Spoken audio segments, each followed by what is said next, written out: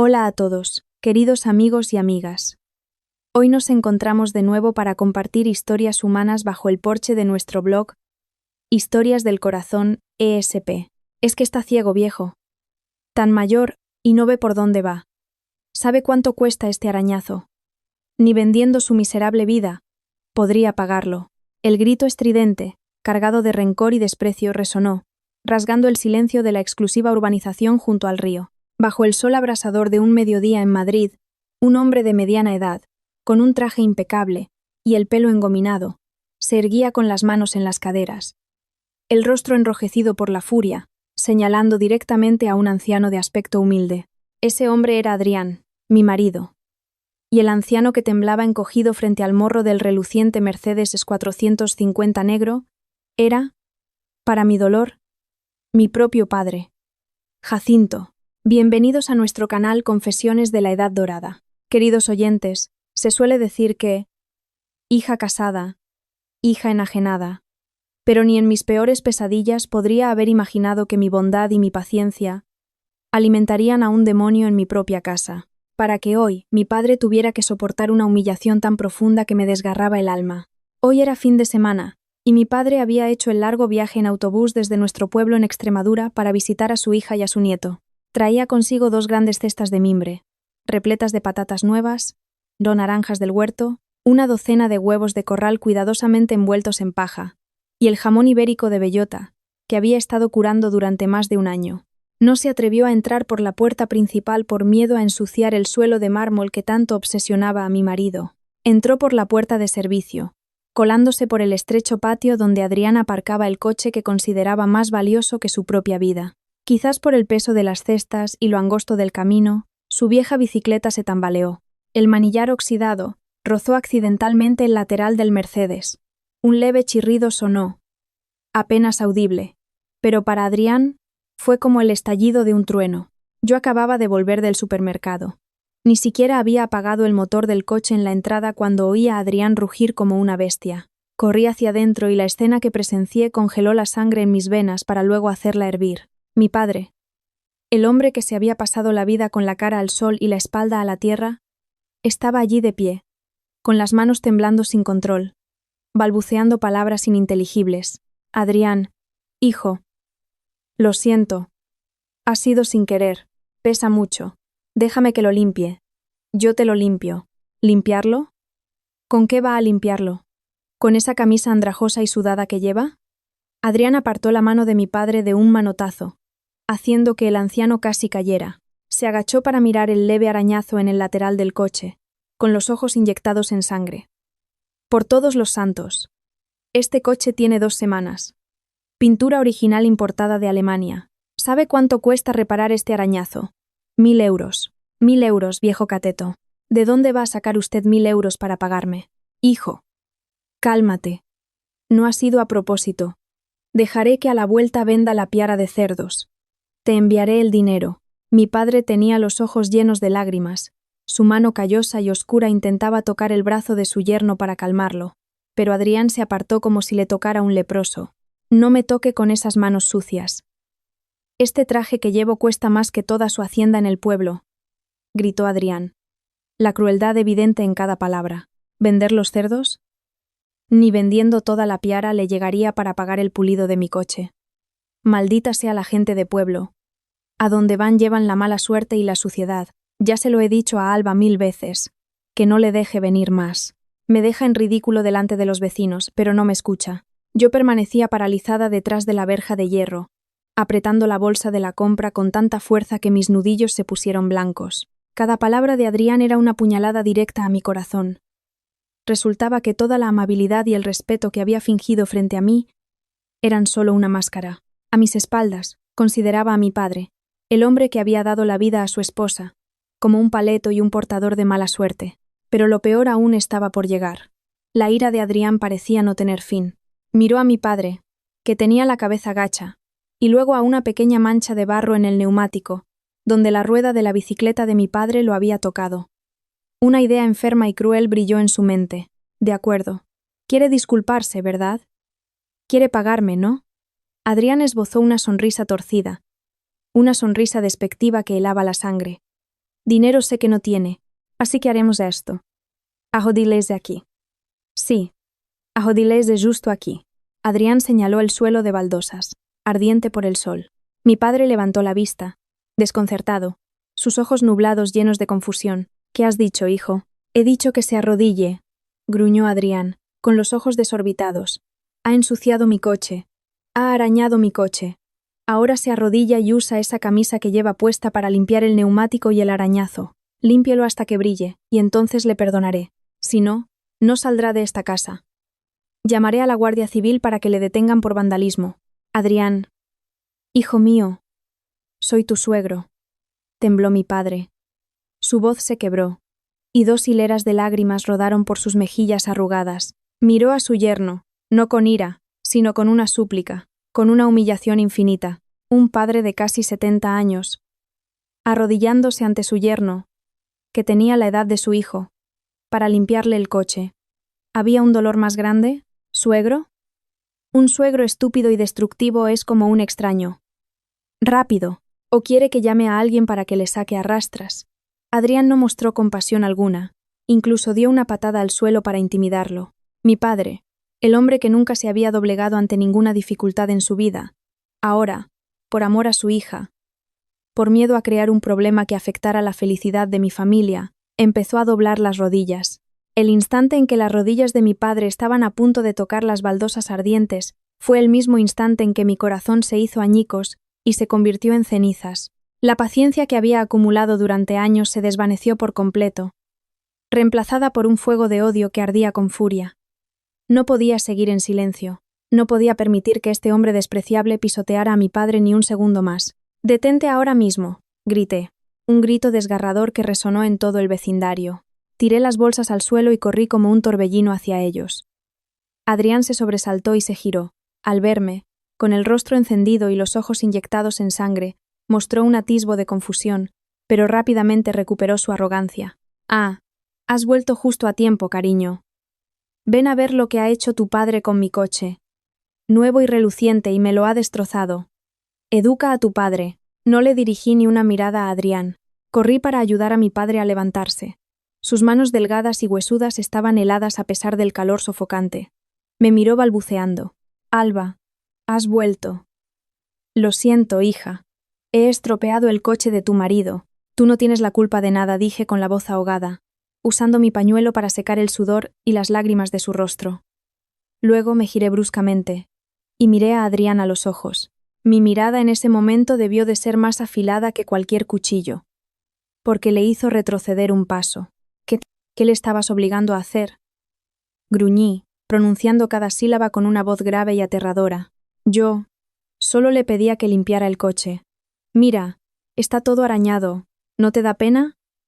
Adrián todavía intentaba justificarse, señalando el diminuto rasguño. ¿200.000 euros? Solté una risa amarga, cargada del más profundo desdén. Me acerqué a Adrián, paso a paso, acorralándolo contra la puerta del coche. Adrián Martín, escúchame bien. ¿Recuerdas quién firmó el cheque para pagar este coche? ¿Recuerdas quién figura como titular en el contrato de compraventa? ¿O es que llevas tanto tiempo conduciéndolo, inflando tanto tu ego, que te has creído la fantasía de que es tuyo? Adrián se quedó petrificado. Su rostro empezó a cambiar de color. Miró a su alrededor para ver si algún vecino estaba escuchando. Y luego bajó la voz. ¿Qué dices? Hablemos dentro de casa. No saques los trapos sucios en público. No. Hoy voy a sacar tus trapos sucios para que todo el mundo los vea, grité, sin importarme ya ninguna apariencia. Obligas a mi padre a arrodillarse para limpiarte el coche porque es caro, porque es tu coche. De acuerdo, pues déjame que te cuente la verdad. Saqué del bolso el juego de llaves de repuesto y pulsé el botón de desbloqueo. Un doble pitido sonó. Abrí la puerta del coche. Saqué la carpeta con la documentación que siempre guardaba en la guantera y se la arrojé a la cara a Adrián. Mira bien. ¿Quién es el propietario del vehículo? Alba Jiménez. Soy yo. Este coche lo pagué yo. Es mi propiedad. Comprado antes de casarnos. Solo te lo presté para que pudieras presumir, para que te facilitara los negocios. Pero tú nunca has puesto ni un céntimo para comprarlo. Adrián se quedó inmóvil. El permiso de circulación cayó al suelo. Mi padre también me miraba, asombrado. Me giré hacia él, le apreté la mano con fuerza y declaré, con una voz que dejó a Adrián y a los vecinos curiosos que se asomaban completamente mudos: «Papá, no tienes que limpiar nada ni pagar nada. Ahora mismo. Voy a poner este coche de 200.000 euros a tu nombre. Es tuyo. Si quieres coger un martillo y destrozarlo, o prenderle fuego aquí mismo para desahogarte, tienes mi permiso. A ver quién se atreve a obligarte a arrodillarte nunca más». Mi declaración fue como un jarro de agua hirviendo arrojado directamente a la cara de Adrián. Su rostro pasó del rojo al blanco pálido, sin una gota de sangre. Comprendió que no estaba bromeando y que su pesadilla no había hecho más que empezar. ¿Cómo reaccionaría Adrián ante este golpe? ¿Qué artimañas usaría su codiciosa familia para recuperar el coche? ¿Y qué haría yo a continuación para proteger a mi padre? El permiso de circulación yacía abandonado sobre las baldosas calientes. El nombre Alba Jiménez, impreso en negrita, parecía burlarse de la arrogancia de Adrián. Se quedó petrificado, con los ojos desorbitados y la boca abierta, incapaz de articular palabra. Su aire prepotente de antes se había evaporado, dejando solo una vergüenza desnuda. Al mirar a Adrián en ese momento, los recuerdos de nuestros primeros años juntos volvieron a mí, amargos y dolorosos. Todos los que veían nuestro matrimonio decían con envidia que yo era una chica de pueblo con suerte, que había pescado un marido de la ciudad, un director con un coche de lujo. Nunca lo corregí, simplemente sonreía y lo dejaba pasar, porque amaba a Adrián y porque quería preservar su orgullo de hombre. Pero fue precisamente ese silencio cómplice el que alimentó al monstruo que era hoy. La verdad es que, antes de conocer a Adrián, yo ya era una empresaria de éxito en el sector de la exportación agrícola. Desde los 20 años había recorrido las fincas de Extremadura y Andalucía, comprando productos, negociando y finalmente montando mi propia empresa. El dinero que ganaba no provenía de trajes elegantes en oficinas con aire acondicionado, sino de mi sudor y mis lágrimas, de noches en vela en los mercados. Era rica, muy rica, pero vivía de forma sencilla. No me gustaba la ostentación. Seguía usando mi vieja moto y vistiendo de manera normal porque valoraba el esfuerzo del trabajo. Adrián, en aquel entonces, era solo un comercial mediocre en una empresa asociada. Tenía buena presencia, era elocuente, pero venía de una familia humilde y estaba obsesionado con las apariencias.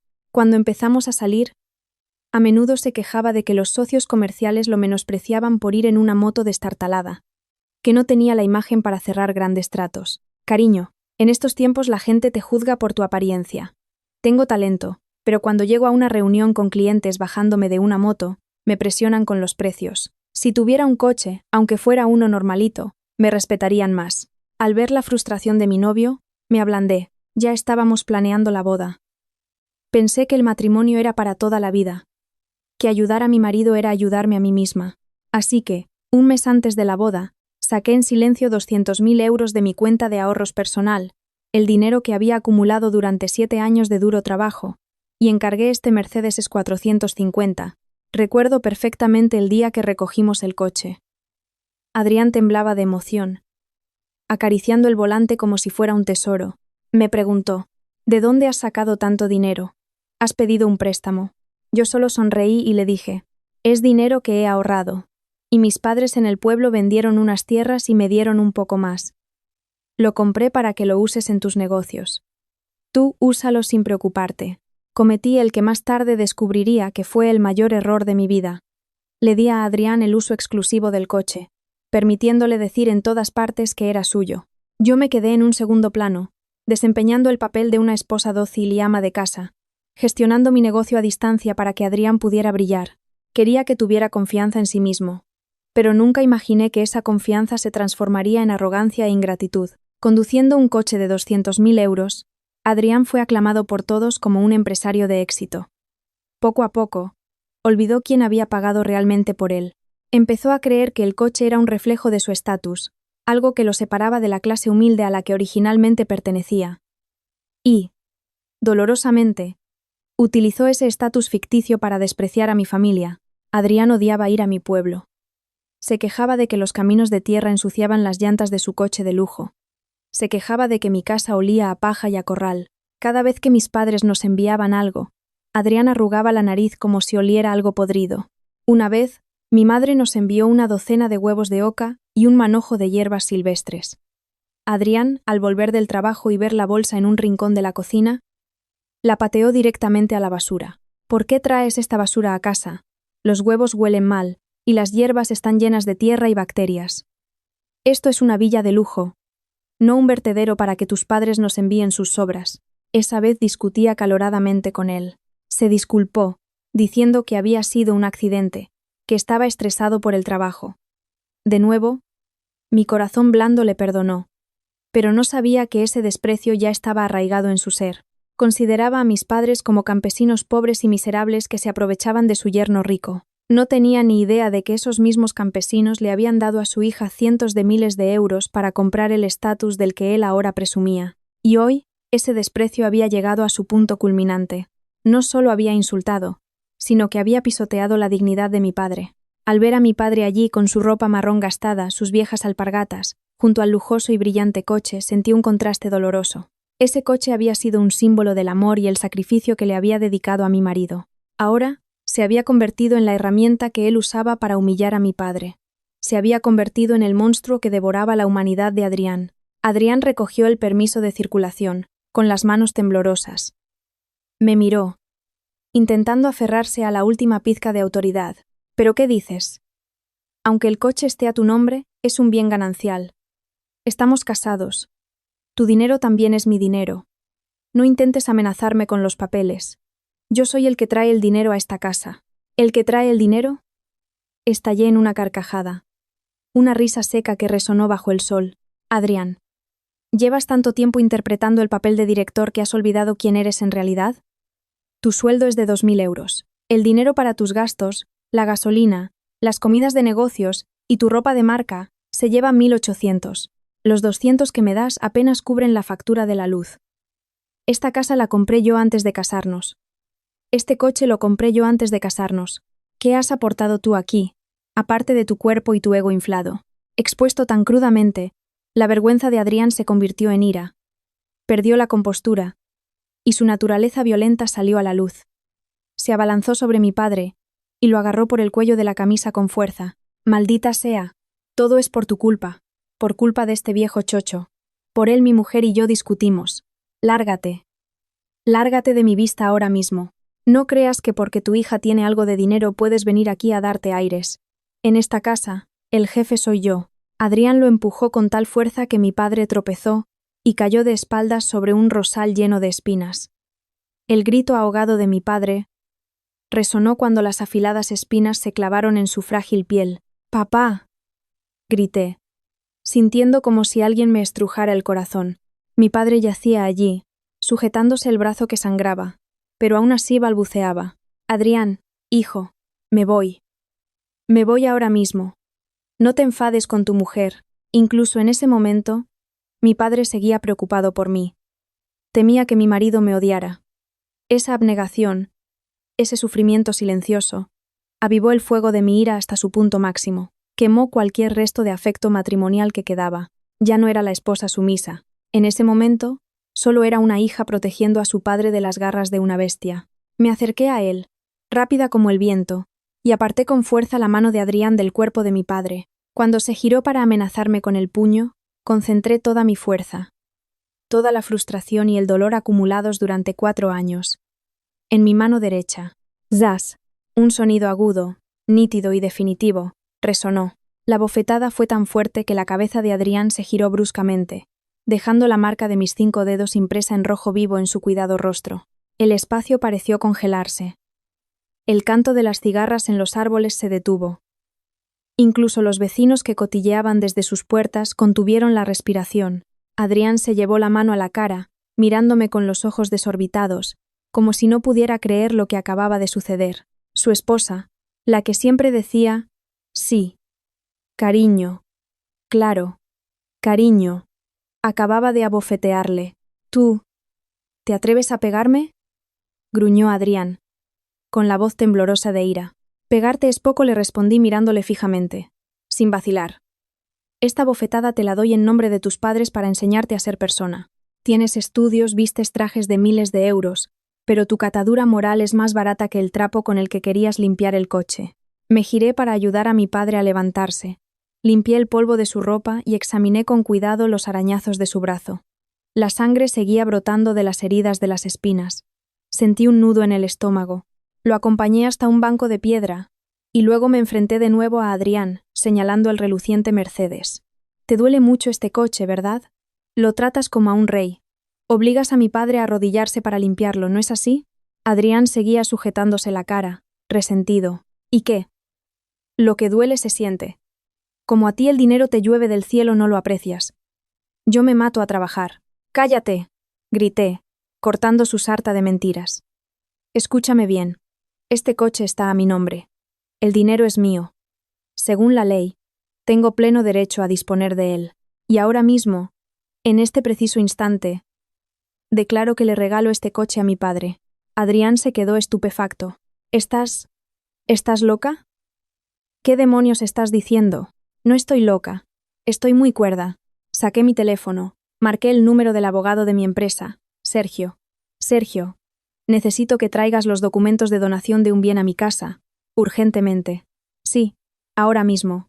Quiero poner el Mercedes S450 a nombre de mi padre, Jacinto Jiménez». Colgué y lancé una mirada desafiante a Adrián. «¿Has oído? En 15 minutos el abogado estará aquí. Los trámites se completarán hoy mismo. Desde el momento en que firme ese papel, este coche será propiedad del señor Jacinto Jiménez». Me volví hacia mi padre, cogiendo su mano temblorosa y hablando en voz alta para que Adrián escuchara cada palabra. «Papá, este coche ahora es tuyo. Tienes todo el derecho a decidir qué hacer con él. Si quieres, lo vendes y te quedas el dinero para tu jubilación. Si no te gusta, si te molesta porque te ha hecho caer, coge un martillo y destrózalo, o préndele fuego y conviértelo en cenizas si quieres. Te lo regalo para que te diviertas quemándolo. A ver quién se atreve a impedirte destruir tu propia propiedad». Mi padre estaba en shock. «Alba, hija, ¿qué haces? Un coche tan caro. Es un desperdicio. Yo no lo quiero. Tienes que aceptarlo», insistí, con lágrimas en los ojos pero con la voz firme. «Quiero que ese individuo sepa que para mí, tu honor, una sola gota de tu sangre, vale 1000 veces más que este montón de chatarra. Si él considera que el coche es su vida, dejaré que tú pisotees esa vida suya». Adrián entró en pánico de verdad. No temía que le pegaran, pero temía perder el coche. Ese coche era su herramienta de trabajo, su imagen. Sin él, ¿con qué iba a impresionar a sus socios? ¿Con qué iba a salir con sus amigos de la alta sociedad? Sin él, volvería a ser el comercial mediocre con una moto destartalada. «Alba, tranquilízate», se acercó Adrián. Su tono de voz cambió drásticamente, pasando de la arrogancia a la súplica. «Si hay problemas, los resolvemos en casa. Si haces esto, me estás matando. Mañana tengo una reunión importante. Necesito el coche para ir a ver a los clientes». «Eso es tu problema», le aparté la mano con frialdad. «Puedes ir en taxi, en Uber o a pie. Es tu decisión. Pero este coche, si a mi padre le apetece, lo conduce él. Y si no, lo destruye. Ya no tienes derecho a tocarlo. ¿Dónde están las llaves? Dámelas». «No, no te las doy». Adrián retrocedió, agarrándose el bolsillo del pantalón. «No puedes hacer esto. Si mi madre se entera, no te lo perdonará». «Ah, ¿ahora sacas a tu madre para amenazarme?». Me reí. «Llámala. Llama a toda tu familia. Que vengan aquí y vean si, después de saber que has obligado a tu suegro a arrodillarse para limpiar un coche, todavía tienen la cara de defenderte». Adrián apretó los dientes, con los ojos inyectados en sangre. Sabía que yo era capaz de hacerlo. Miró el coche, luego a mi padre, y un cálculo despreciable volvió a formarse en su oscura mente. No podía permitirse perder ese coche. De repente, se lanzó hacia el asiento del conductor, intentando meterse en el coche para arrancar y huir. Planeaba esconder el coche antes de que llegara el abogado. «¿A dónde crees que vas?». Ya había previsto esa jugada. Me interpuse rápidamente delante de la puerta. «Apártate. ¿Estás loca?», rugió Adrián, levantando la mano para empujarme. Justo en ese momento, otro coche negro se detuvo con un chirrido de frenos en la entrada. La puerta se abrió, y Sergio, el abogado, bajó acompañado de 2 guardaespaldas altos y fornidos. «¿Qué ocurre, Alba?», preguntó Sergio, observando la caótica escena. «Sergio, llegas justo a tiempo», me recompuse y señalé a Adrián. Este hombre está intentando apropiarse indebidamente de un bien personal mío. Ayúdame a retenerlo para formalizar la donación. Los dos guardaespaldas se acercaron inmediatamente, cruzando los brazos frente a Adrián. Él los miró, luego a mí, con el rostro pálido como la cera. Sabía que había perdido la batalla, pero la tragedia no había terminado. Justo cuando la tensión era máxima, el sonido estridente de la bocina de una moto se escuchó en la calle. Una mujer de mediana edad, con el rostro cubierto de un maquillaje llamativo, se bajó de un taximoto y entró como un huracán. Era Pilar, mi suegra, y con ella venía Nerea, mi cuñada, conocida por su lengua afilada. Por el amor de Dios, sinvergüenza. ¿Te atreves a llamar a matones para pegar a tu marido y robarle el coche?, gritó Pilar, su voz chillona taladrando los tímpanos. ¿Dónde está Adrián? Hijo, ¿cómo permites que te intimide así? Ese coche es tuyo. ¿Quién se atreve a dárselo a ese viejo cateto? La llegada de Pilar y Nerea fue como echar un bidón de gasolina al fuego que ya ardía con furia frente a la villa. El ambiente, ya sofocante por el calor del mediodía, se volvió aún más tenso, casi irrespirable. Pilar, mi suegra, una mujer famosa en el vecindario por su boca de pregonera y su carácter altivo, avanzó a grandes zancadas, apartó de un manotazo al guardaespaldas que intentaba detenerla y se plantó en medio del patio con las manos en las caderas. Sus ojos, perfilados con un trazo grueso y afilado, pasaron de mí a mi padre y se detuvieron en Adrián, que seguía sujetándose la cara. «Ay, hijo mío, ¿quién te ha pegado así? Con la cara hinchada de esa manera no vas a poder hacer negocios», chilló Pilar, tocando el rostro de Adrián antes de girarse bruscamente hacia mí, apuntándome con un dedo cargado de anillos de oro. «Alba, ¿te has vuelto loca? ¿Te atreves a pegar a tu marido y a llamar a una banda de matones para amenazarle? Esta casa es un manicomio». La miré, sintiendo una profunda sensación de hastío. Respondí con calma. «Mire bien, suegra. Este es mi abogado y personal de seguridad. No son matones. Y si he pegado a mi marido, ha sido con motivo.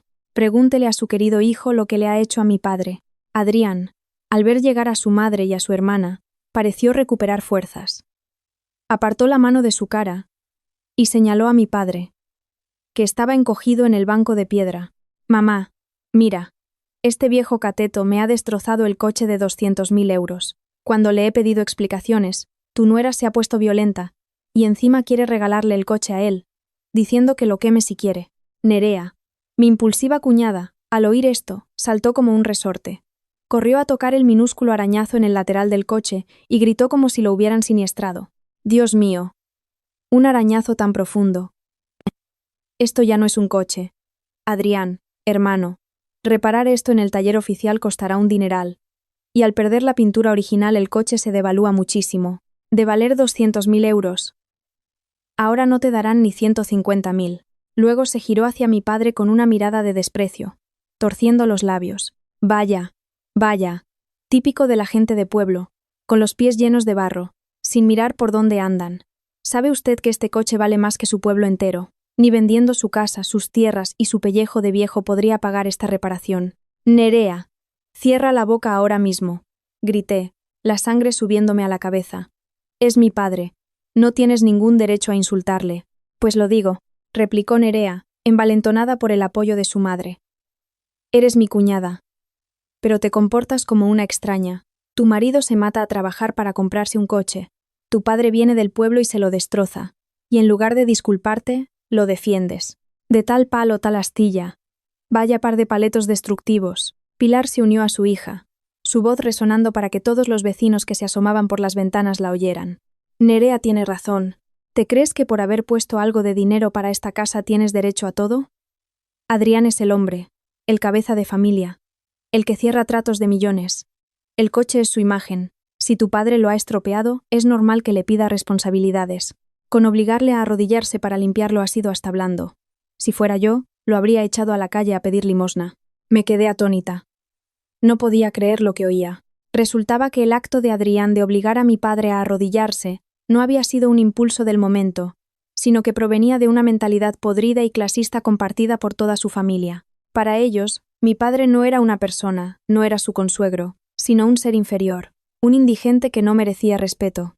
Mi padre estaba allí sentado, escuchando cada insulto de su consuegra, mientras las lágrimas corrían por su rostro curtido. Se encogió aún más.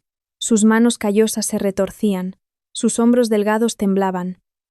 No se atrevía a levantar la cabeza, como si realmente fuera un criminal. ¡Cállese! Me interpuse delante de mi padre, fulminando con la mirada a la madre y sus 2 hijos. No hacen más que hablar de millones y de estatus, pero su catadura moral no llega ni a la de un animal. Dicen que mi padre es pobre. Es verdad, mi padre es pobre en dinero, pero es 1000 veces más rico en dignidad que una panda de parásitos como ustedes. ¿A quién llamas parásito?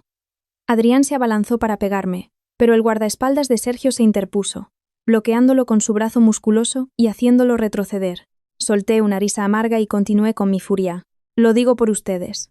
Suegra, dice que su hijo es el cabeza de familia que gana millones. ¿Sabe de quién es el dinero que gasta cada mes en caprichos, donaciones a la iglesia y ropa? Es mío. Nerea, dices que eres empresaria. Pero ¿de dónde sacaste el capital inicial? Tu hermano lo cogió de mi dinero a escondidas para dártelo. Viven de mí, me chupan la sangre, usan mi dinero para construir una fachada de lujo, y luego se giran para morder a mi padre, para despreciarlo por ser pobre. Mientes. Mi hijo es director, balbuceó Pilar, con la cara roja de vergüenza. ¿Director? Ya, grité, arrancando su máscara de mentiras. Un director de pacotilla con un sueldo de miseria, que hasta para echar gasolina tiene que pedirle dinero a su mujer. Este coche lo compré yo, esta casa la compré yo, hasta los calzoncillos que lleva puestos su querido hijo los pagué yo con el sudor de mi frente. ¿Con qué derecho se atreven a sermonear a mi padre?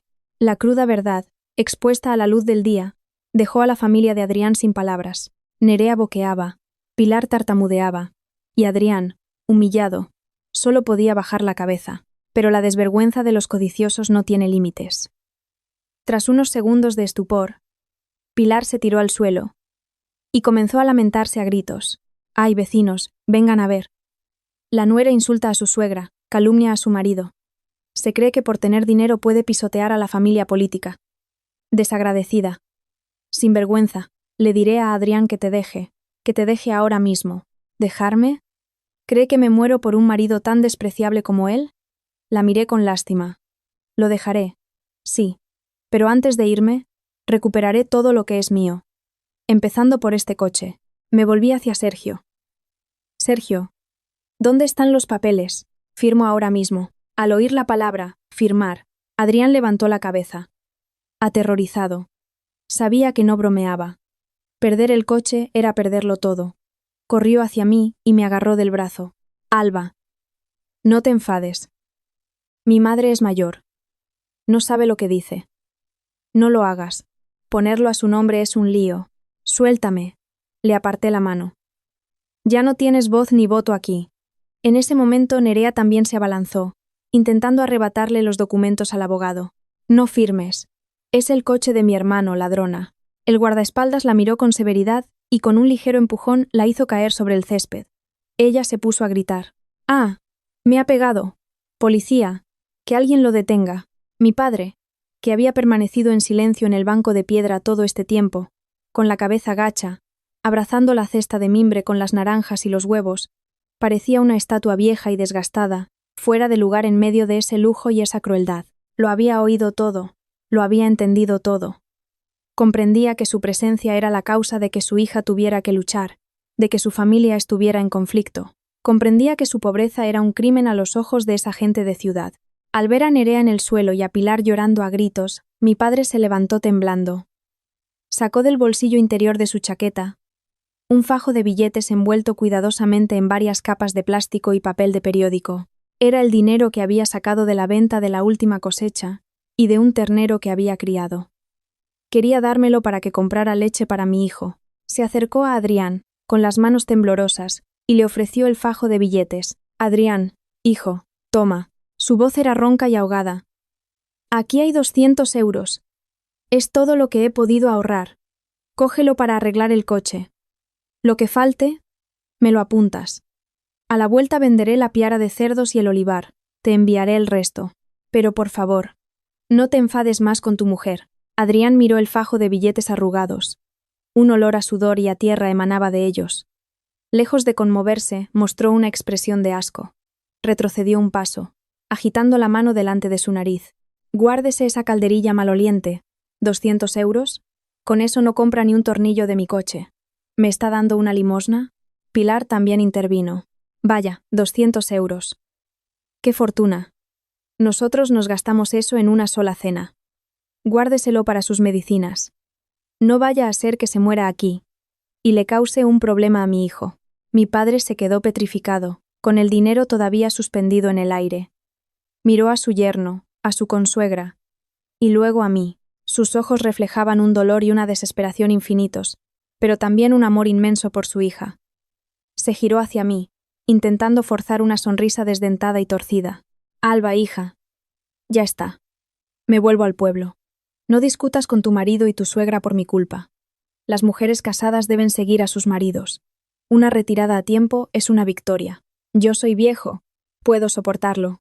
No hagas de esto un escándalo, que la gente se reirá de ti. Dicho esto, se agachó para cargar la pesada cesta sobre su hombro. Su figura delgada, con la espalda encorvada por el peso de los años y de la vida, se dirigió con paso lento hacia la puerta. Pretendía caminar hasta la estación de autobuses, huir de ese lugar lujoso pero desalmado, para devolverle a su hija una paz ficticia. Al ver la espalda encorvada de mi padre, sentí un dolor que me partía el alma. Recordé cuando era niña, y él me llevaba a cuestas por los caminos embarrados para ir a la escuela. Recordé las noches en que se quedaba despierto abanicándome cuando se iba la luz. Mi padre había sacrificado su vida entera para que yo llegara a donde estoy hoy. Y ahora que era rica, ¿iba a permitir que sufriera esta humillación? No. No podía ser una hija tan desagradecida. Si dejaba que mi padre saliera por esa puerta hoy con esa herida y esa humillación, viviría el resto de mi vida con remordimientos. Y no sería diferente de esa gente desalmada. Papá, no te vayas, grité, corriendo a abrazarlo por la espalda. Mis lágrimas empaparon su vieja camisa marrón. No te vas a ir a ninguna parte. Esta es mi casa, y mi casa es también tu casa. Mi padre se giró y me acarició el pelo, con los ojos llorosos. Hija, suéltame. Vuelvo al pueblo. Allí se está más a gusto. No. Con determinación, le quité la cesta del hombro y se la di a uno de los guardaespaldas. Agarré con fuerza la mano de mi padre y me giré para enfrentarme a la familia de Adrián, que nos miraba atónita. Ya no lloraba. Toda la debilidad había desaparecido, dejando solo la frialdad y la determinación de una mujer dueña de su vida. Hoy mi padre no se va a ninguna parte. Se quedará aquí, en esta casa. Dormirá en la cama más cómoda y comerá los mejores manjares. Es el dueño de ese coche y también es el padre de la dueña de esta casa. Fulminé a Adrián con la mirada y gruñí, palabra por palabra. Y ustedes, la familia de este señor, lárguense inmediatamente de mi propiedad. ¿Qué? ¿Echas a tu suegra y a tu marido de casa? Pilar boqueaba, incrédula. Sí. Esta casa está a mi nombre. Es un bien privativo mío, comprado antes del matrimonio. No tienen ningún derecho a estar aquí. Les invito a salir para que pueda cerrar la puerta. No quiero que mi padre tenga que seguir viendo sus caras hipócritas. Alba, te estás pasando, gritó Adrián, intentando abalanzarse sobre mí. Hice una seña a Sergio. Los dos corpulentos guardaespaldas se interpusieron inmediatamente, formando una barrera infranqueable entre mi familia política y yo. Por favor, salgan, o nos veremos obligados a usar la fuerza. Ya verás. Te voy a denunciar, te voy a hundir, gritaba Pilar mientras era escoltada hacia la puerta. Nerea también montaba un escándalo, pero no podía con la fuerza de los guardaespaldas. Adrián me lanzó una última mirada de odio e impotencia antes de ser empujado también. ¡Clang! La puerta de hierro se cerró de golpe justo delante de sus narices, cortando de raíz el ruido y los insultos. El patio recuperó la calma. Me giré hacia mi padre, y vi que todavía temblaba de miedo. Entremos en casa, papá. Hace mucho sol aquí fuera. Lo ayudé a subir los escalones, dejando atrás a esos seres codiciosos que golpeaban la puerta y gritaban en vano. Llevé a mi padre al fresco salón. Le serví un zumo de naranja, pero sabía que la tormenta aún no había amainado. Detrás de esa puerta, las bestias heridas estaban tramando planes aún más viles para vengarse. Y lo más importante, tenía que cumplir mi promesa de inmediato, para que mi padre se sintiera seguro, y para darle a Adrián una lección que no olvidaría jamás. Sergio, manos a la obra. Redacta el contrato de donación ahora mismo, le dije al abogado, con la mirada fija en el Mercedes que brillaba en el patio. El aire acondicionado del salón creaba un ambiente fresco y agradable, en marcado contraste con el sol abrasador que castigaba el patio, donde Adrián y su familia seguían varados tras la puerta de hierro cerrada. Acomodé a mi padre en el suave sofá de cuero. Le serví un zumo de naranja y luego asentí a Sergio, el abogado. Él entendió la señal. Abrió su maletín y sacó un portátil y una pequeña impresora portátil. El tecleo rítmico resonó en la habitación. Un sonido seco que, sin embargo, tenía el peso de una sentencia en ese momento. Alba, ya he redactado el contrato de donación. El bien donado es el vehículo marca Mercedes-Benz, modelo es 450, matrícula tal. La donante es la señora Alba Jiménez, y el donatario es el señor Jacinto Jiménez. Por favor, revisa las cláusulas una última vez y firma. Tomé el papel, aún caliente por la tinta, y repasé rápidamente el texto. Todo era correcto. Sin dudarlo, tomé el bolígrafo y estampé una firma decidida en el espacio de la donante. Luego, le pasé el contrato y el bolígrafo a mi padre. Papá, firma aquí. En cuanto firmes, este coche será tuyo para siempre. Mi padre cogió el bolígrafo. Su mano callosa temblaba visiblemente. Miró el papel y luego la ventana, donde se vislumbraba la silueta del coche negro. Él, que se había pasado la vida trabajando la tierra, cuyo bien más preciado había sido un pequeño tractor y un olivar, de repente, se encontraba a punto de poseer un trozo de metal valorado en 200.000 euros. El miedo y la ansiedad se reflejaban en sus ojos nublados. Alba, hija, ¿y si lo dejamos? Yo no sé conducir. Además, un coche tan caro. Si le pasa algo, dudó, intentando devolverme el papel. Le apreté la mano con firmeza y lo miré a los ojos con determinación. Papá, no necesitas saber conducir, ni tienes que tener miedo a que se estropee. No te lo dono para que lo uses, sino para que tengas el poder de decidir sobre él, para que, a partir de hoy, nadie, ni siquiera yo, pueda humillarte o despreciarte por culpa de este coche. Firma, por tu honor y por el respeto que quiero recuperar para nosotros. Mis palabras lo conmovieron. Las lágrimas asomaron a sus ojos. Comprendió que no lo hacía por dinero, sino para lavar la humillación que acababa de sufrir. Respiró hondo y con mano temblorosa firmó Jacinto Jiménez. Su caligrafía, torpe e irregular, la de un hombre con pocos estudios, contenía sin embargo el peso de una dignidad recién restaurada. Sergio procedió a compulsar los documentos y a finalizar el trámite notarial allí mismo, ya que su despacho ofrecía servicios de notaría móvil. Listo. Enhorabuena, don Jacinto, dijo Sergio, entregándole la carpeta con los documentos legales a mi padre. Mientras tanto, fuera, Adrián vivía los momentos más angustiosos de su vida. Se asomaba por las rendijas de la verja, intentando ver el interior. Cuando vio que mi padre y yo firmábamos el papel y que Sergio estampaba el sello rojo, fue como si le hubieran arrancado el alma. Empezó a aporrear la puerta y a tocar el timbre frenéticamente. Alba. Alba, abre. No firmes. Por favor. No firmes. Sus gritos desesperados llegaban hasta el salón. Con total tranquilidad, tomé el mando a distancia y pulsé el botón de apertura. La puerta se deslizó lentamente. Adrián entró como un torbellino, sudoroso y demacrado, pero no se atrevió a abalanzarse sobre los papeles, porque los dos imponentes guardaespaldas se interpusieron en su camino. ¿Has firmado? ¿De verdad has firmado?, preguntó Adrián, mirando el contrato en manos de mi padre, con la voz quebrada y los ojos llenos de desesperación. Sí, he firmado. Papel blanco, tinta negra y sello rojo, dije, mostrándole el documento.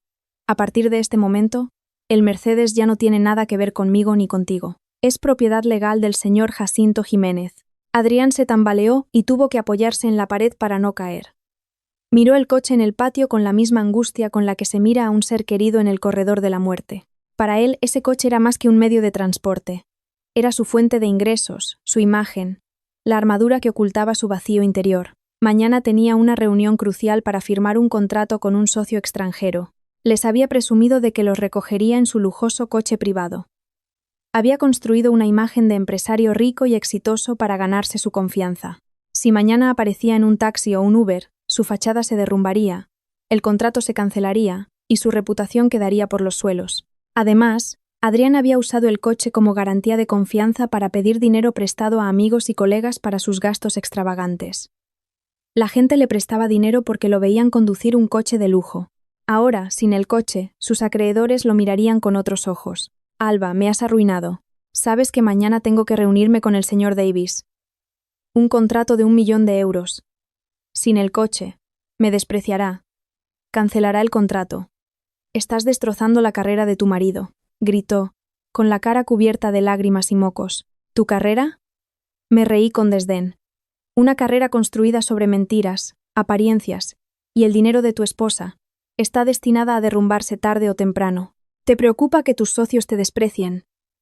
Y cuando tú despreciaste a mi padre, pensaste en sus sentimientos, pero él es un campesino, no necesita esa clase de orgullo. Yo soy un director, necesito una imagen. Espetó Adrián, revelando su pensamiento más arraigado y miserable. Esa frase fue la gota que colmó el vaso. Incluso al borde del abismo, no podía desprenderse de su repugnante arrogancia. «Fuera», le señalé la puerta. «No quiero oír ni una palabra más de tu sucia boca». Adrián se dio cuenta de su error. Miró a mi padre, que sostenía los papeles del coche, y luego a mí, que lo miraba con frialdad. Comprendió que la dureza no le serviría de nada. Necesitaba el coche, a cualquier precio, al menos hasta mañana. En un instante, su expresión cambió radicalmente. Pasó de la furia y la desesperación a una actitud sumisa y arrepentida. Comenzó a representar la que, en su opinión, sería la mejor actuación de su vida, la del yerno arrepentido. Respiró hondo y de repente se arrodilló en medio del salón. El golpe de sus rodillas contra el suelo de mármol resonó con fuerza. Se arrastró de rodillas hasta mi padre y abrazó sus piernas calzadas con viejas alpargatas. «Papá, lo siento. Le pido perdón 1000 veces». Comenzó a llorar, con lágrimas que brotaban como un manantial. «Fui un imbécil. La presión del trabajo me nubló el juicio, y me porté como un canalla con usted. Soy un yerno despreciable, merezco lo peor. Pégueme, papá, insúlteme, pero por favor no se enfade conmigo. Mi padre, un hombre bueno y sencillo, nunca había presenciado algo así. Ver a su yerno, el mismo que momentos antes le había obligado a arrodillarse, ahora postrado a sus pies, llorando desconsoladamente, le ablandó el corazón. «Hijo, levántate. Un hombre hecho y derecho no debería arrodillarse». Así dijo, intentando ayudarlo a incorporarse, pero Adrián se negó a levantarse. Levantó sus ojos enrojecidos hacia mi padre y dijo con voz ahogada: «No. Si no me perdona, me quedaré aquí arrodillado hasta morir. Papá, sé que me quiere, y que quiere a Alba.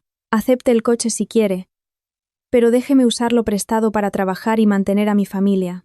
Le prometo que a partir de ahora lo trataré como a un verdadero padre. Lo cuidaré como se merece». Mientras hablaba, me miraba de reojo para tantear mi reacción. Estaba apelando a la compasión de mi padre, esperando que se ablandara y le diera las llaves. Sabía que mi padre era de los que perdonan a quien se arrepiente, y, efectivamente, mi padre se giró hacia mí con expresión dubitativa. «Alba, hija, tu marido reconoce su error». Quizás, al ver la patética actuación de Adrián, sentí una profunda repulsión. Si hubiera sido la de antes, quizás le habría creído, pero después de la bofetada y de presenciar la desvergüenza de toda su familia, conocía demasiado bien su verdadera naturaleza. «Papá, no le creas», dije con frialdad, cortando la vacilación de mi padre. «Alba, no seas tan rencorosa. Me he arrodillado para pedirle perdón a tu padre. ¿Qué más quieres?» «Estoy arrepentido de verdad», gritó Adrián, fingiendo estar ofendido. «¿Arrepentido de verdad?» Esbocé una sonrisa irónica. Me acerqué al mueble del televisor y cogí el mando. «Adrián Martín, actúas muy bien. Si no fuera tu esposa, hasta yo te habría creído. Pero, por desgracia para ti, tengo cámaras de seguridad por toda la casa, incluida la entrada, y son cámaras que graban el sonido con total claridad». El rostro de Adrián cambió de color. Soltó las piernas de mi padre y balbuceó: ¿Qué vas a hacer? Voy a mostrarte tu verdadera cara, la de hace apenas 5 minutos. Pulsé un botón. La pantalla del televisor de 65 pulgadas se encendió, conectándose a los datos de la cámara de seguridad de la entrada. Retrocedí la grabación hasta el momento en que cerré la puerta, echando a su familia, y entré en casa con mi padre para hacer los trámites con el abogado. En la pantalla, después de cerrarse la puerta, Pilar y Nerea seguían allí, insultando. La imagen y el sonido eran nítidos. Mamá, deja de gritar. Me vas a dejar sordo. Si la cabreas más, lo pondrá a su nombre de verdad y lo perderemos todo, se oía la voz de Adrián en el vídeo, irritada, sin rastro de arrepentimiento. ¿Y qué piensas hacer? ¿Dejar que esa arpía se quede con el coche? Replicaba la voz chillona de Pilar. Adrián, en el vídeo, se frotaba la cara, con una mirada calculadora y astuta. Ahora solo queda una opción. Voy a entrar. Me arrodillaré y le lloraré al viejo. Ese paleto de pueblo es tonto. En cuanto me vea llorar se ablandará. Mamá, tú y Nerea iros a casa. Yo representaré el papel de víctima. En cuanto le sonsaque las llaves y los papeles, los echaré a los dos a la calle. Y entonces, esa Alba se va a enterar de quién soy yo. Más te vale actuar bien. No vayas a perder un coche de 200.000 euros. En cuanto lo recuperes, avísame. Iré y le arrancaré los pelos a esa sinvergüenza. El vídeo terminó. La habitación se sumió en un silencio sepulcral. Adrián, todavía arrodillado, estaba rígido como una estatua de piedra. No podía creer que sus cálculos más sucios hubieran sido grabados y reproducidos frente a la misma persona a la que intentaba engañar. Mi padre miró la pantalla fijamente. Luego bajó la vista hacia el yerno arrodillado a sus pies. En sus ojos ya no había duda ni compasión, sino una profunda decepción y un dolor inmenso. Apartó temblorosamente la pierna de las manos de Adrián, como si temiera contaminarse. Miserable. Eres un monstruo, dijo mi padre, con la voz quebrada por la indignación. Abrazó con fuerza los papeles del coche, como si protegiera su última pizca de dignidad. ¿Pretendías engañarme? ¿Recuperar el coche y luego echarme? Soy viejo, pero no estoy ciego ni sordo. Miré a Adrián. La sonrisa en mis labios era más fría que el hielo. ¿Y bien, yerno ejemplar? ¿Tienes algo que decir en tu defensa? El paleto de pueblo es tonto, ¿eh? Lástima que ese paleto de pueblo tuviera una hija que no es tonta en absoluto. Adrián supo que no tenía escapatoria. Su máscara había sido arrancada de la manera más humillante. Se levantó lentamente, su actitud sumisa reemplazada por la verdadera cara de un hombre acorralado, lleno de odio y astucia. De acuerdo. Eres muy lista. Alba apretó los dientes, señalándome. Me has tendido una trampa. Te has atrevido a grabarme a escondidas. ¿Crees que has ganado? Quédate con tu maldito coche y con tu padre. No los necesito, pero recuerda esto. Sin mí, solo eres una cateta comerciante. Y me quedaré con la mitad de tu fortuna. Entonces veremos quién llora. ¿Divorcio? Respondí con calma. Eso está claro. Pero si quieres dividir mis bienes te equivocas de plano, Adrián. ¿Creías que no estaba preparada para este día? No solo has perdido el coche, vas a perder mucho más. Me giré hacia el guardaespaldas. Por favor, acompaña a este señor fuera de mi casa. Si se resiste, llame a la policía por alteración del orden público y allanamiento de morada. Adrián se fue, furioso, pero antes de salir, lanzó una última mirada al Mercedes, una mirada de anhelo y codicia desmedida. No sabía que perder el coche era solo el principio de la pesadilla que le había preparado. El castigo económico apenas comenzaba. En casa, el silencio se apoderó de la estancia. Mi padre seguía sentado, aturdido, abrazando los papeles del coche, como si aún no se hubiera recuperado de la tormenta. Lo tranquilicé y lo acompañé a su habitación para que descansara. Luego volví sola a mi despacho. Me senté y abrí el portátil. La luz de la pantalla iluminaba un rostro frío e impasible. Si Adrián pensaba que ser expulsado de casa y perder el coche era el peor castigo, estaba muy equivocado. Eso era solo el preludio. Para un hombre obsesionado con las apariencias y acostumbrado a vivir a costa de su mujer, el castigo más temible no eran los golpes, sino la falta de dinero. Entré en la aplicación de mi banco. La lista de tarjetas de crédito adicionales apareció ante mí. La primera, una Visa Platinum, con un límite de 10.000 euros. Titular adicional: Adrián Martín. Era la tarjeta que usaba para la gasolina, las comidas de negocios, la ropa de marca y para invitar a sus amigos. Siempre sacaba con orgullo esa tarjeta negra, disfrutando de la admiración de los demás, olvidando que era yo quien pagaba las facturas cada mes. La segunda, una Mastercard Gold con un límite de 5.000 euros. Titular adicional: Pilar García, mi suegra. Era el tesoro con el que se pagaba el spa, la ropa, y hacía donaciones de cientos de euros a la iglesia para mantener su imagen de feligresa generosa. La tercera, una tarjeta de compra nacional. Titular adicional: Nerea Martín, mi cuñada. La usaba para comprar cosméticos, salir a cenar y al cine. 3 personas, 3 tarjetas, 3 tentáculos aferrados a mi cuenta durante 4 años. Había hecho la vista gorda por mantener la paz familiar. Pero hoy iba a cortarlos todos. Clic. Pulsé el botón de bloquear la tarjeta de Adrián. A continuación, bloquear la de Pilar. Y finalmente, la de Nerea. La pantalla mostró el mensaje. Solicitud de bloqueo de tarjeta aceptada. La tarjeta será desactivada inmediatamente. Sonreí. Una sonrisa de alivio. Pero no había terminado.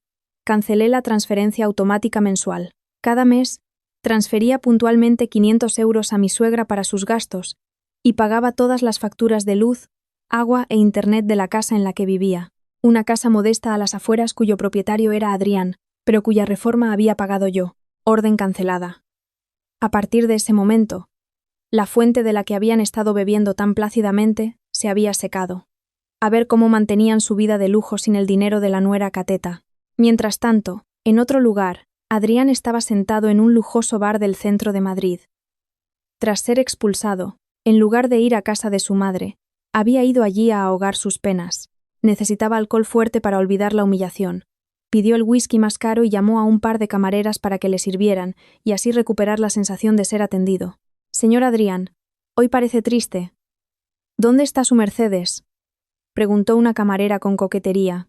Adrián dio una calada a su cigarrillo y contestó con desdén. «Está en el taller. Hoy he venido en taxi, por ser ecológico. Sírveme». Cuando estaba completamente ebrio pidió la cuenta. 250 euros. Con aire displicente, sacó su familiar Visa Platinum y se la dio al camarero. «Cobra de ahí». 5 minutos después, el camarero volvió con cara de apuro. «Disculpe, señor. La tarjeta ha sido rechazada». «¿Qué? ¿Cómo que rechazada? No sabes quién soy. Mi tarjeta tiene un límite de 10.000 euros», gritó. El alcohol lo hacía aún más agresivo. «Lo he intentado 3 veces, señor. El sistema dice que la tarjeta está bloqueada, o hay un error con el banco. ¿Tiene otra tarjeta o efectivo?». Adrián se quedó helado.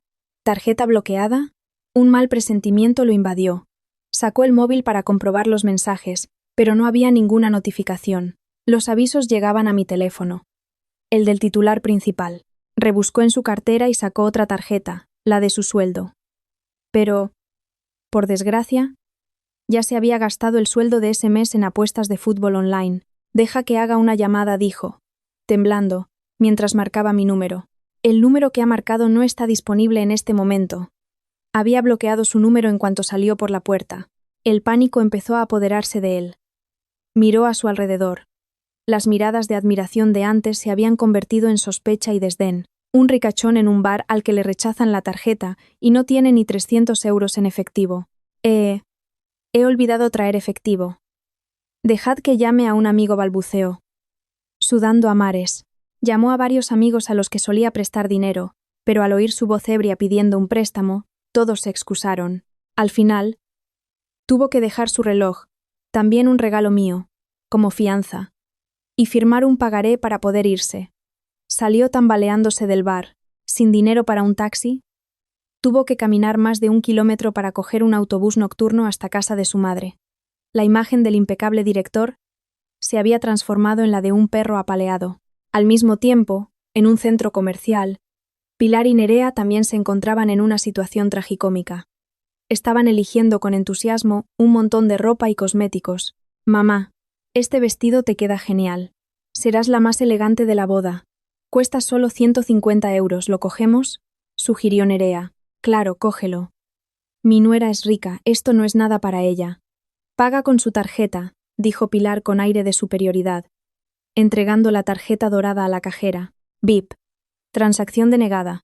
«Señora, la tarjeta da error», dijo la cajera. «¿Cómo que error?». «Pásala otra vez.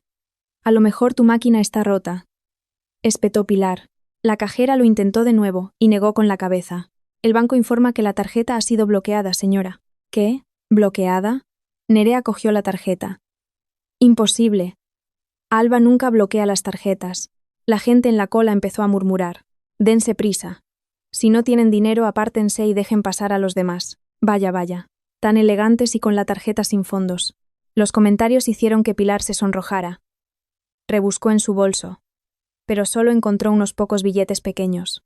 Al final, madre e hija tuvieron que dejar la pila de artículos de lujo y salir de la tienda cabizbajas, entre las risitas de los empleados. Al llegar a casa, los tres se encontraron en un estado lamentable. Adrián, borracho y agotado de caminar. Pilar y Nerea, humilladas y furiosas. Al atar cabos, se dieron cuenta de la terrible verdad. Les había cortado el suministro. Esa desgraciada se ha atrevido a bloquear las tarjetas, a cortarnos el dinero, gritó Pilar, lanzando su bolso al viejo sofá. La compañía eléctrica acaba de enviar un aviso de corte si no pagamos mañana. ¿De dónde vamos a sacar el dinero? Adrián, haz algo. ¿Vas a dejar que nos pisotee así? Le debo dinero de cosméticos a una amiga. Le prometí que le pagaría hoy. Con la tarjeta bloqueada. ¿Cómo lo hago?, se lamentó Nerea. Adrián se sujetó la cabeza. El dolor de la resaca y de la cruda realidad lo torturaban. Se dio cuenta de que lo había perdido todo. Sin coche, sin casa, sin dinero, y ahora con la carga de su familia sobre sus hombros. Esa noche, en la modesta casa de Pilar, se celebró una sombría reunión familiar. La cena consistió en restos fríos, pues nadie tenía ganas de cocinar ni dinero para comprar comida. Los tres se sentaron alrededor de la desvencijada mesa de centro, con miradas cargadas de veneno. No podemos quedarnos de brazos cruzados, dijo Pilar golpeando la mesa. Nos ha humillado, nos ha echado de casa, le ha robado el coche a Adrián y ahora nos corta el dinero. Quiere matarnos de hambre. ¿Pero qué podemos hacer, mamá?, se quejó Adrián con voz débil. Los papeles de la casa y el coche están a su nombre. Su abogado es un tiburón. Estoy acabado. Cobarde, le espetó Nerea. Si la ley no puede con ella, usaremos otros métodos. Hoy en día, todo el mundo teme a la opinión pública.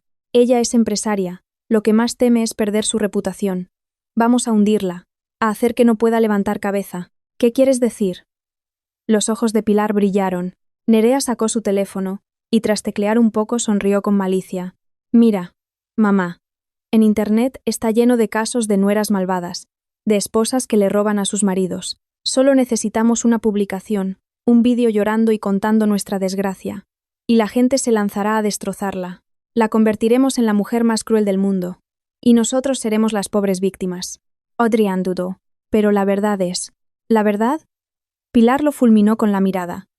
La verdad es lo que nosotros digamos. ¿Quieres recuperar tu coche? ¿Quieres que te devuelva el dinero? Si es así, hazle caso a tu hermana. El ruin plan se trazó rápidamente. A la mañana siguiente, mientras me preparaba para llevar a mi padre a un chequeo médico completo, mi teléfono empezó a vibrar sin parar. Una avalancha de notificaciones de Facebook, WhatsApp y mensajes de desconocidos me inundó. No era desalmada. ¿Cómo puedes ser tan cruel? Le robas a tu marido para dárselo a tu padre. Boicot a la empresa agrícola Jiménez. Su dueña es una estafadora. Atónita, abrí Facebook. Lo primero que vi fue una retransmisión en directo, que se estaba haciendo viral en varios grupos. Con el titular: Anciana suegra destrozada denuncia a su nuera millonaria por echarla a la calle y robar el coche de 200.000 euros de su marido para dárselo a su propio padre. En el vídeo, Pilar aparecía en un estado lamentable. Llevaba ropa vieja y rota, la que normalmente usaba para limpiar, el pelo despeinado, sentada en el suelo frente a su ruinosa casa. A su lado, Nerea sollozaba secándose las lágrimas, y Adrián estaba sentado con la cabeza gacha, interpretando el papel del marido resignado. Pilar lloraba a la cámara, con una actuación digna de un Goya. Cielos, ayúdenme. Vecinos, amigos, salven a mi familia. Mi hijo se ha matado a trabajar toda su vida para comprarse un coche para sus negocios, y su mujer, esa Alba, lo engañó para que pusiera el coche a su nombre. Y ayer vino su padre del pueblo. Montó un escándalo fingiendo que mi hijo lo maltrataba, y nos echó a todos de casa a pleno sol. Y le robó el coche de 200.000 euros para dárselo a su padre. Por Dios, existe una nuera más malvada.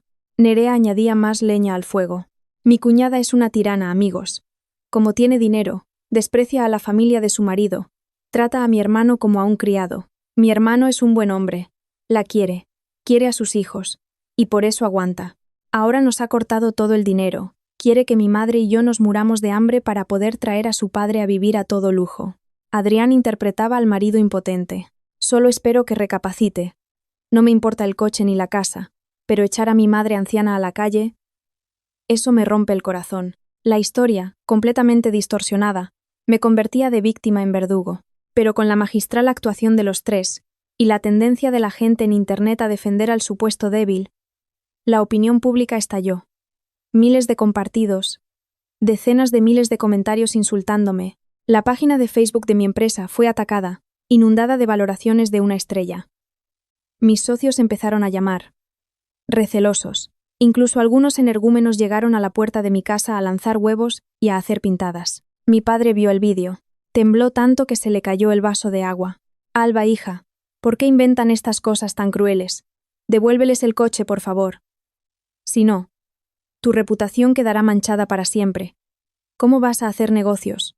Miré a mi padre, con el corazón encogido, pero mi mente estaba más fría y lúcida que nunca. Le apreté la mano para tranquilizarlo. Papá, no te preocupes.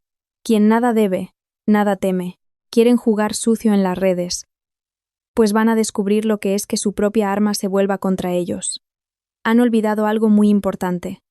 La verdad no está en sus palabras. Está en mis manos. Abrí un cajón y saqué la tarjeta de memoria con la grabación de la cámara de seguridad del día anterior, algo que Adrián había olvidado por completo en su pánico. Quieren ser famosos. Pues los ayudaré a ser famosos en todo el país. Pero de una forma que nunca desearon. Los comentarios maliciosos en las redes sociales seguían apareciendo cada segundo, como agujas clavándose en la dignidad de mi padre. Se encerró en su habitación, sin atreverse a mirar el teléfono, con los ojos llenos de lágrimas. No temía por los insultos hacia él, sino por el daño que pudieran causar a mi negocio, por la mancha que yo pudiera arrastrar por su culpa. Verlo así transformó mi compasión en una determinación fría como el acero. No necesitaba discutir ni escribir largas publicaciones para defenderme. En la era digital, una imagen vale más que 1000 palabras. Inserté la tarjeta de memoria en el ordenador y edité el fragmento de vídeo más crucial. La escena en la que Adrián arrogante señalaba a mi padre. Le ordenaba arrodillarse sobre las baldosas ardientes, y el momento en que le arrojé los papeles del coche a la cara. No añadí música, ni efectos. Dejé el audio original, los gritos de Adrián, la voz temblorosa de mi padre y el sonido nítido de mi bofetada. Subí el vídeo a mi perfil personal y a la página de la empresa con un título escueto. La verdad sobre el marido resignado y el coche de 200.000 euros. Pulsé. Publicar. Una tormenta de fuerza 12 acababa de desatarse. Pero esta vez, el viento soplaba en dirección contraria, directamente hacia la familia Martín. En solo 30 minutos, el vídeo explotó. Las mismas personas que me habían estado insultando cambiaron de bando a una velocidad vertiginosa. La indignación del público fue como la erupción de un volcán al presenciar a un anciano humillado por su yerno por un simple arañazo. Dios mío, qué bestia. Ese tipo es un animal, no una persona. Resulta que es un mantenido. El coche es de su mujer y obliga a su suegro a arrodillarse. Qué vergüenza de hombre. Pobre señor. Me rompe el corazón verlo temblar. La bofetada de la mujer. Más que merecida. Yo le habría roto los dientes. Boicota a esa familia de estafadores. Encima de ladrones, se hacen las víctimas. Qué actuación más patética. La gente no se limitó a comentar. Con el temible poder de las redes, rápidamente encontraron la identidad de Adrián, su lugar de trabajo y los sitios que frecuentaba. A la mañana siguiente, Adrián, ajeno al desastre que se cernía sobre él, se vistió con su traje impecable, a pesar de no tener un euro en el bolsillo, y cogió un autobús para ir a la oficina, intentando salvar los restos del naufragio. Esperaba que su papel de víctima en Internet le granjeara la simpatía de sus compañeros y jefes, y así poder pedir un adelanto, pero en cuanto puso un pie en el vestíbulo del edificio, notó algo extraño. El conserje lo miró con desprecio. La recepcionista cuchicheaba con una compañera, mirándolo con sorna. En el ascensor, un colega, al verlo entrar, se salió de inmediato, como si temiera contagiarse. «¿Qué les pasa a todos?», murmuró. Un sudor frío recorriéndole la espalda. Apenas se había sentado en su mesa, recibió una convocatoria urgente de recursos humanos. En la sala de reuniones, la directora de RRHH le arrojó unos papeles sobre la mesa. Con el rostro impasible, Señor Martín, firme aquí. Es su carta de despido. Con efecto inmediato. Adrián se quedó de piedra. ¿Despido? ¿Por qué? ¿Qué he hecho mal? Mis ventas este mes. La directora sonrió con desdén y giró la pantalla de su portátil hacia él. Allí estaba mi vídeo, con millones de reproducciones y miles de comentarios, pidiendo el boicot a la empresa.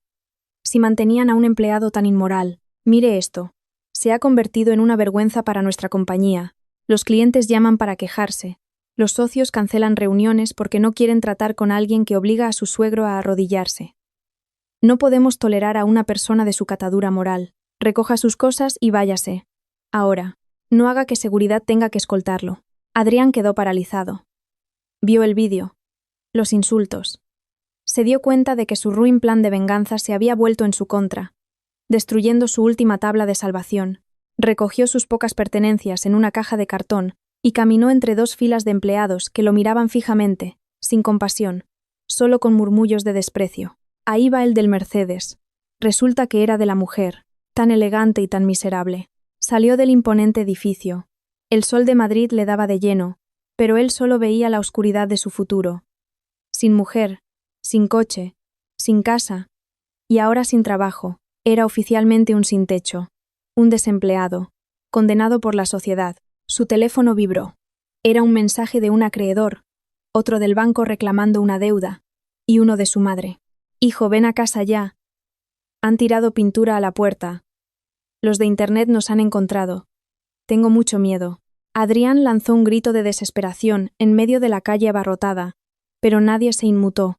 Sin embargo, en el momento de mayor desesperación, cuando uno cree que no tiene nada más que perder, los secretos más oscuros a menudo salen a la luz, y este secreto sería la puñalada final que acabaría con cualquier posibilidad de redención para Adrián. Adrián caminó hasta la humilde casa de su madre en un estado lamentable.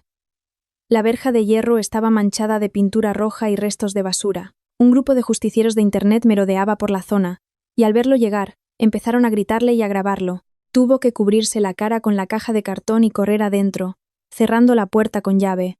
Dentro, Pilar estaba hecha un ovillo en el sofá, con la mano en el pecho, respirando con dificultad. Nerea se había escondido en su habitación. Les habían cortado la luz y el agua. La casa estaba a oscuras, y era un horno. ¿Has vuelto? ¿Y ahora qué hacemos, hijo? Quieren matarnos, lloriqueó Pilar. Adrián dejó caer la caja y se desplomó en el sofá, con la voz ronca. Me han despedido, mamá.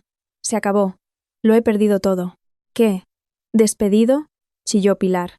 ¿Y de qué vamos a comer? ¿De dónde sacaremos el dinero para pagar las deudas?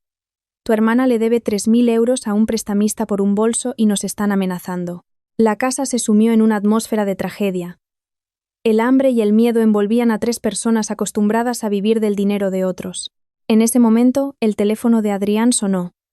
Lo cogió con desgana, pero al ver el nombre en la pantalla, Mireia, mi gatita. Su rostro cambió. Miró a su alrededor y se encerró en el baño. Fuera Nerea, sospechando de su secretismo, se acercó y pegó la oreja a la puerta para escuchar. Dentro, Adrián susurraba, pero su voz agitada se oía con claridad. Hola, cariño. Estoy en un lío. No me escondo de ti. ¿Dinero? Ahora mismo estoy en la ruina. La voz de una joven sonó al otro lado de la línea. No me vengas con cuentos. Me prometiste que me comprarías un apartamento. El mes pasado me transferiste 10.000 euros para la reserva. Y ahora dices que no tienes dinero. ¿Piensas dejarme tirada? Estoy embarazada de un hijo tuyo. Adrián sudaba a mares. Cariño, baja la voz. Lo sé. Esos 10.000 euros.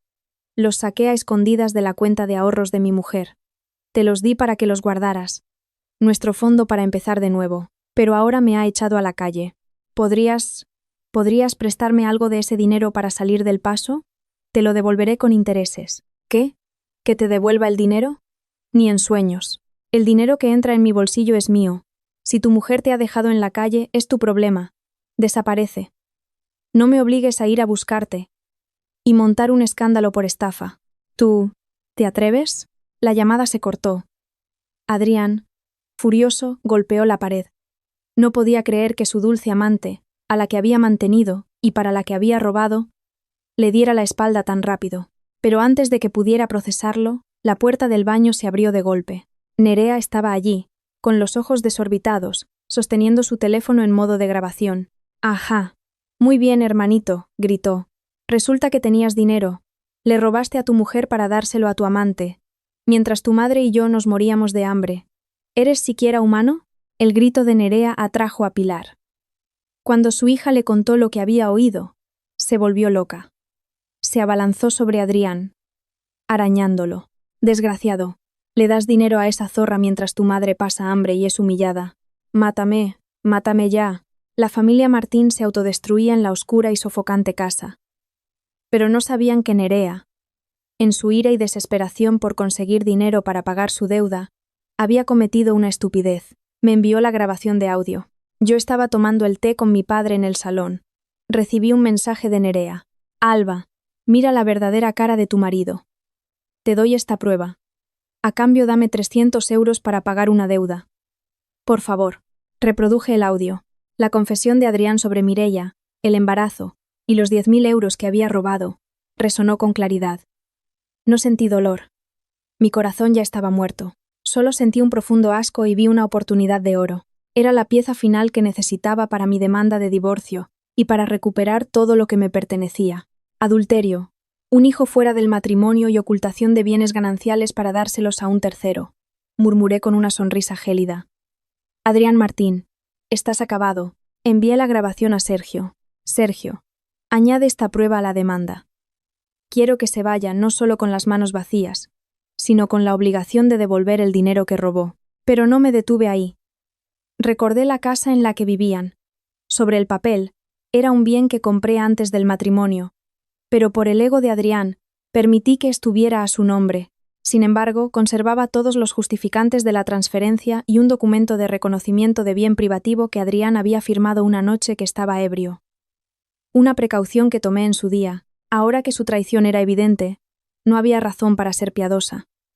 Iba a recuperar esa casa. Iba a hacer que toda esa familia de parásitos supiera lo que es quedarse en la calle, tal y como pretendían hacer con mi padre. La modesta casa en el callejón húmedo, donde se refugiaban los 3 miembros de la familia Martín, amaneció con un alboroto inusual. A las 8 de la mañana, los ladridos de los perros se mezclaban con los gritos de Pilar. Dentro, Adrián yacía en el sofá roto, con la mirada perdida en el techo manchado de humedad. Nerea contaba unas pocas monedas, y Pilar iba de un lado a otro, maldiciendo su suerte. Bam, bam, bam. Unos golpes violentos en la puerta los sobresaltaron. «¿Quién es?», gritó Pilar. «Ya he dicho que no hay dinero. Abran la puerta». «Autoridad judicial», resonó una voz firme. Adrián se levantó de un salto, pálido como un muerto. Pensó en sus deudas, en la policía. Tembloroso, fue a abrir. Se quedó helado al ver quién estaba al otro lado. No eran matones ni la policía. Era yo, de pie, junto a Sergio, un equipo de mudanzas y un representante de la comunidad de vecinos. ¿Qué haces aquí?», balbuceó Adrián, retrocediendo instintivamente. Me quité las gafas de sol y lo miré con frialdad como a un extraño. No le respondí. Hice una seña a Sergio. El abogado se adelantó, con una carpeta en la mano, y dijo con voz clara: «Señor Adrián Martín, estamos aquí para ejecutar un procedimiento de recuperación de un bien, por encargo de mi clienta, la señora Alba Jiménez. Se les requiere que recojan sus efectos personales y abandonen esta propiedad inmediatamente». «¿Qué? ¿Recuperar la casa?». Pilar salió corriendo, despeinada. «Estás loca. Esta casa está a nombre de mi hijo. ¿Con qué derecho nos echas? Voy a llamar a la policía». Adrián también recuperó algo de aplomo. «Exacto. La casa es mía. No creas que por tener dinero puedes hacer lo que quieras». Sonreí, con lástima por su ignorancia legal y su desmedida codicia. Saqué de mi bolso un papel amarillento, plastificado. «Adrián, qué mala memoria tienes. ¿Recuerdas este papel?». Se lo mostré. Era el documento de reconocimiento de bien privativo que había firmado hacía 4 años. La noche en que tuvo un accidente de tráfico y necesitaba una gran suma de dinero. Para salvarlo de la cárcel, yo pagué todo. Y a cambio, él firmó reconociendo que la casa, que yo había comprado como inversión, era de mi exclusiva propiedad, y que él solo figuraba como titular nominal. Lee bien. ¿De quién es esta firma? ¿Y esta huella dactilar? Le acerqué el papel a la cara. Al ver su firma, el rostro de Adrián pasó del rojo al verde y luego al blanco. Lo recordó. Esa noche fatídica, borracho y aterrorizado, había firmado cualquier cosa para salvarse. Pensó que yo lo habría tirado o lo habría olvidado. No, no puede ser. Esto no es válido. Estaba borracho. Me engañaste. Gritó, intentando arrebatarme el papel. Pero el guardaespaldas lo inmovilizó. Sergio intervino con voz gélida. Este documento fue validado ante notario, y tiene plena validez legal.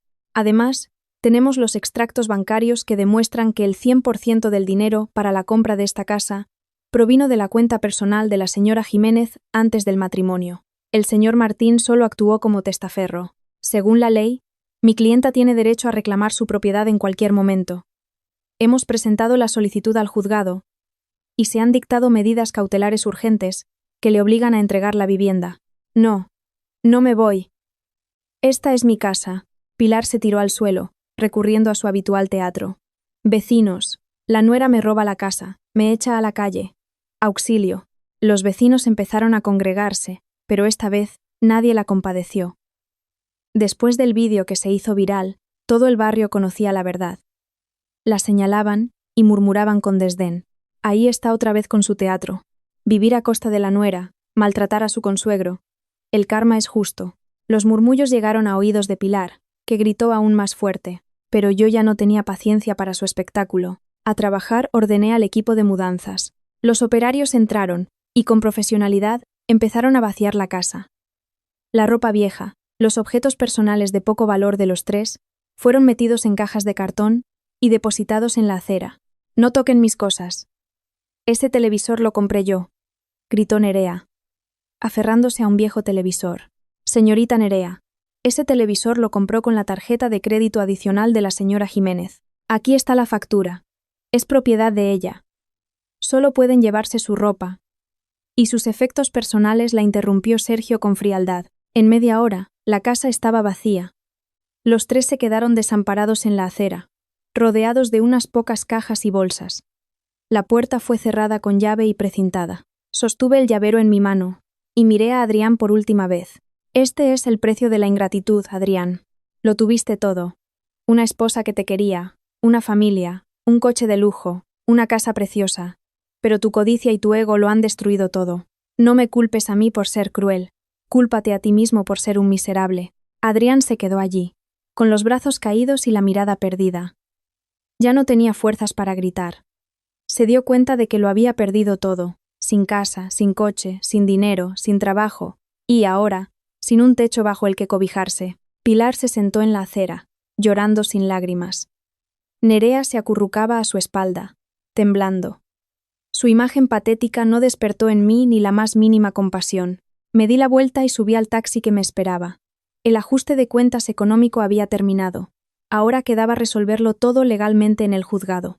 El día del juicio de divorcio. El cielo gris parecía presagiar un final sombrío para el traidor. En la fría y solemne sala del tribunal, yo me senté en el banquillo del demandante, junto a Sergio. Enfrente, Adrián estaba encogido, demacrado, con barba de varios días. A su lado, un abogado de oficio, tan apático como su cliente, pues no tenía dinero para pagar uno privado. La sesión comenzó. Adrián, a pesar de estar acorralado, intentó arañar una última porción del pastel. Cuando el juez preguntó sobre el reparto de bienes, se levantó. Señoría, acepto el divorcio, pero exijo la mitad de los bienes. El Mercedes de 200.000 euros. La villa donde vivíamos y la casa de la que nos ha echado. Todo se adquirió durante el matrimonio. Por ley, me corresponde la mitad.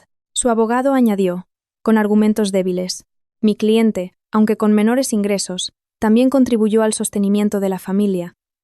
Además, el coche y la casa estuvieron a su nombre, lo que indica un acuerdo de propiedad compartida. Escuché sus mentiras y sentí ganas de reír.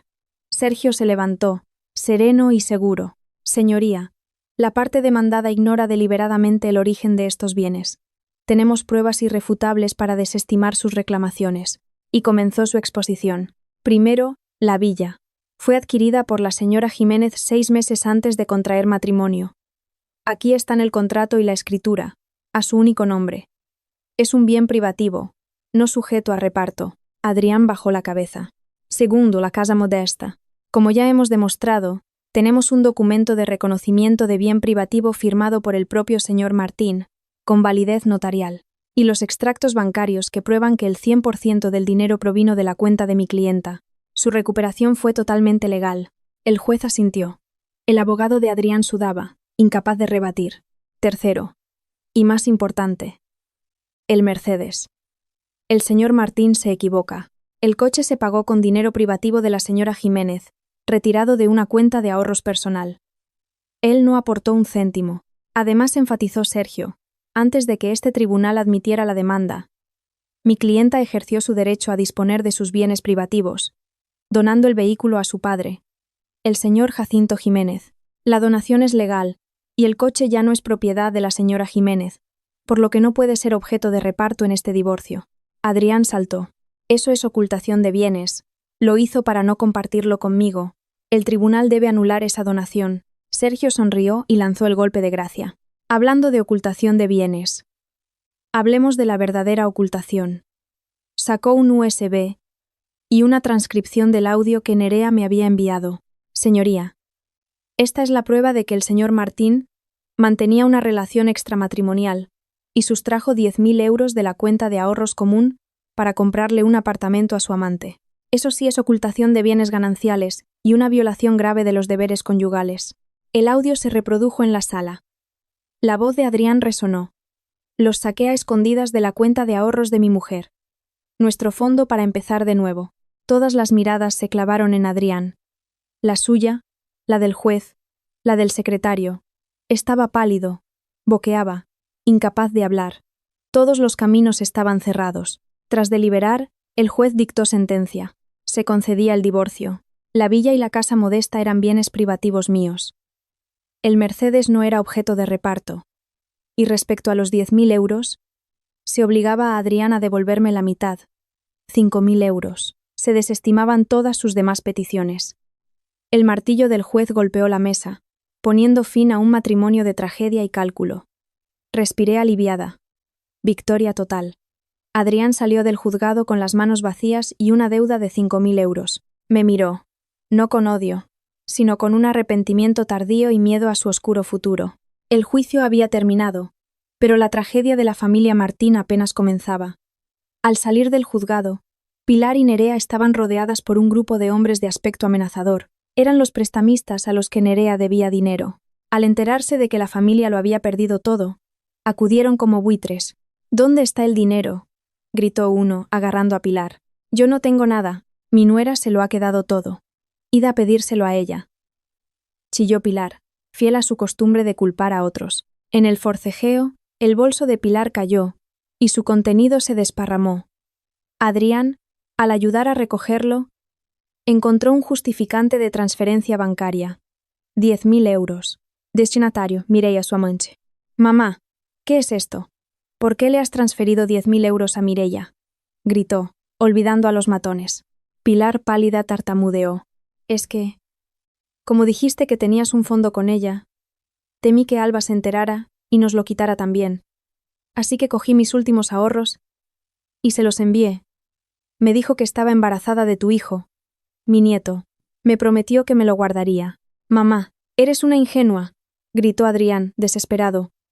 «Mireia, me ha engañado, ha desaparecido, me ha bloqueado el número. Darle ese dinero ha sido como tirarlo a la basura». Al oírlo, Pilar se desmayó. Nerea se puso a llorar. Resultaba que, en su desesperación, Pilar había sido estafada por la amante de su propio hijo. La astuta mujer se había fugado con el dinero de Adrián y los ahorros de su madre, dejándolos en la más absoluta miseria. Adrián, en medio del caos, con su madre desmayada, su hermana llorando, y los acreedores amenazando, soltó una carcajada amarga y demente. Lo había perdido todo. 3 meses después, en un lujoso restaurante de Madrid, un coche de alta gama se detuvo. Un aparcacoches, delgado y de aspecto miserable, corrió a abrir la puerta con un paraguas. «Más rápido, inútil. Me has mojado los zapatos», le espetó el cliente, dándole una patada. El aparcacoches se encogió. Lo siento, señor». Bajo la luz del porche, se reveló su rostro demacrado. Era Adrián. Arruinado y endeudado. Nadie le daba trabajo por su mala fama. Para sobrevivir y pagar las medicinas de su madre, que había sufrido un infarto cerebral tras el disgusto, tuvo que aceptar el único trabajo que encontró, aparcacoches, en el mismo restaurante donde antes era un cliente VIP. El gerente salió. «Oye, Adrián, limpia ese coche. Con cuidado, el cliente es importante. Si lo arañas, ni vendiendo tu alma podrás pagarlo». Adrián, con un nudo en la garganta, cogió un trapo sucio. Tuvo que arrodillarse sobre el suelo mojado y frío para limpiar las ruedas y el lateral del coche. El frío le calaba los huesos. Pero el frío de su corazón era peor. Recordó la imagen de mi padre temblando ante su Mercedes. Recordó cómo él, con su traje impecable, le había ordenado arrodillarse y limpiar. El karma había llegado. Estaba arrodillado, en la misma postura que había impuesto a mi padre, limpiando el coche de otro para ganar una miseria. Las lágrimas se mezclaron con la lluvia. Se vio reflejado en la pintura brillante. Un fracasado. Un hombre que había destruido su propia vida. «¿Adrián? ¿Eres tú?» Una voz familiar lo sobresaltó. Eran sus antiguos compañeros de trabajo. Lo miraban con una mezcla de asombro, lástima y burla. «Vaya, el director. ¿Qué ha sido de ti?» «El karma, supongo». Tan arrogante que era. Y ahora limpiando coches. Adrián bajó la cabeza, avergonzado, y frotó con más fuerza, como si quisiera borrar su propia existencia. Mientras Adrián pagaba sus errores en un rincón oscuro de la ciudad, en un tranquilo pueblo de Extremadura, a cientos de kilómetros, una nueva vida florecía. Después del divorcio, llevé a mi padre de vuelta a casa para que se recuperara. El aire puro, el olor a campo, el sonido de los gallos por la mañana, sanaron mi alma. El Mercedes estuvo aparcado en el patio durante días. La gente del pueblo lo miraba con asombro, pero mi padre ni siquiera se sentó en él.